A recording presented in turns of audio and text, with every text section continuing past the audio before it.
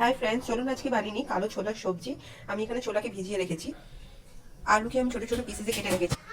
আমি এটা কুকারে বানাবো, খুব তাড়াতাড়ি, খুব টেস্টি হবে। আমি কুকারে দিয়ে দিয়েছি 3 চামচ মতন তেল, আর দিয়ে দেবো এর মধ্যে গোটা গরম মশলা, সাথে দিয়ে দেবো আমার কেটে রাখা আলু। আলু আমার ফ্রাই হচ্ছে, সাথে আমি দিয়ে দেবো 4টে বড় মিডিয়াম সাইজের কেটে রাখা পেঁয়াজ, সাথে দিয়ে দেবো আমি স্বাদ মতন নুন। পেঁয়াজ ফ্রাই হচ্ছে, দিয়ে দিলাম তার মধ্যে ছিঁড়ে রাখা 4টে লঙ্কা, ঝাল আপনি আপনাদের ইচ্ছার মতো দিতে পারবেন। পেঁয়াজ আমার ফ্রাই হচ্ছে, দিয়ে দিলাম এর মধ্যে 2টো কেটে রাখা মিডিয়াম সাইজের টমেটো। এটাকে ভালোভাবে আমরা ফ্রাই করে নেবো। দেখুন, পেঁয়াজ টমেটো ফ্রাই করতে করতে আমি দিয়ে দিলাম এর মধ্যে আমার ভিজিয়ে রাখা ছোলা। ভালো করে মিক্স করে নিয়েছি আমি, আর এটাকে কিছুক্ষণ কুক হতে দেবো, ততক্ষণে রেডি করে নেবো মশলা। আমি নিয়েছি আদা কুচি, 1/2 চামচ মতন লঙ্কা গুঁড়ো, জিরে গুঁড়ো, ধনে গুঁড়ো, হলুদ গুঁড়ো, আর 1 চামচি মতন গরম মশলা গুঁড়ো। এবার এটাকে ওর মধ্যে মিক্স করে দেবো। ছোলা আমার ভালো মতো করে ফ্রাই হচ্ছে, দিয়ে দেবো এর মধ্যে মশলা, আর ভালো করে এটাকে মিক্স করে দেবো।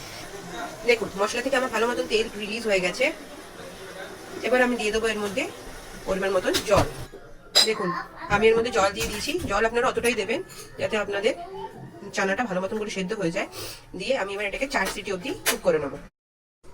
দেখুন, 5টা সিটি হয়ে গেছে। এবার আমি এটাকে খুলবো। দেখুন, আমাদের ছোলা একদম রেডি। এটা এখনো গ্যাস অন করে দেওয়ার পর আমি চেক করে দেখি ছোলা আমার একদম ভালোভাবে কুক হয়ে গেছে। এবার এর মধ্যে জল একটু বেশি আছে আমার, তো আমি এটা জলটা শুকিয়ে নেবো। আর আপনার কাছে যদি চানা মশলা থাকে সেটা আপনি দিতে পারেন, বা যদি কোনো ভাজা মশলা থাকে সেটা আপনি 1 চামচ দিয়ে দেবেন। আর ব্যাস, আমার ছোলা আলু রেডি। লুচি, পরোটা, ভাত, যে কোনো কিছুর সাথে আপনি এটাকে এনজয় করতে পারেন। তো চলুন, আমাদের চ্যানেলকে ফলো করুন। এই ধরনের অনেক রেসিপি আপনি আমাদের চ্যানেলে পেয়ে যাবেন। আমাদের ফলো করুন। ততক্ষণের জন্য আমি চললাম খেতে।